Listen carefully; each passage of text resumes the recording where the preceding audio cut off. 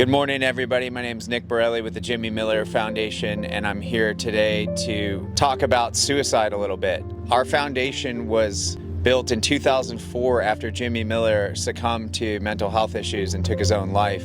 And we as a foundation have used ocean therapy and the healing powers of the ocean to connect people and connect the community together to really work on how to prevent suicide. And that really comes down to two things for me. We're looking to eradicate shame and find the root cause of shame, and also work on the root cause of the feeling of hopelessness. Somebody turns to suicide as a way to end suffering from those two things. What we're doing, and what we've been doing for 20 years now, is uniting a community where we bring in participants with community members out here to places like Camp Pendleton and the sands of Camp Pendleton so that we can get in the water, we can feel good, work to melt down some of those root causes of hopelessness and shame. When somebody gets to the point where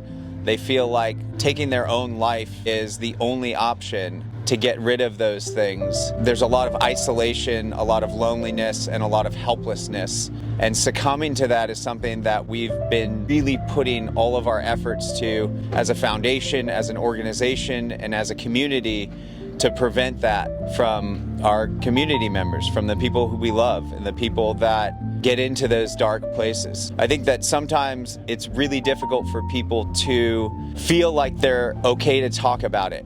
And when we normalize it, it makes it easier to find hope. It makes it easier to melt away some of that shame. It's been the goal of our foundation for 20 years. Ultimately, it comes down to how can we normalize talking about suicide? How can we prevent suicide? And how can we raise awareness for not just what we're doing, but for other organizations that are doing similar to unite community, to talk about these tough topics, and to give people a space to where they don't feel alone and they feel actually connected to the earth, connected to Mother Nature, connected to the environment, and connected to one another.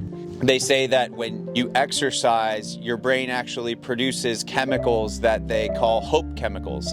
Moving our bodies, bringing people together, building trust, building resilience, building physiological resilience, but also the resilience of knowing that you're not alone, something that is really, really, really important to us. And so that's why we combined a little bit of talk therapy and connectedness with getting out in the ocean and experiencing the joy of the ocean.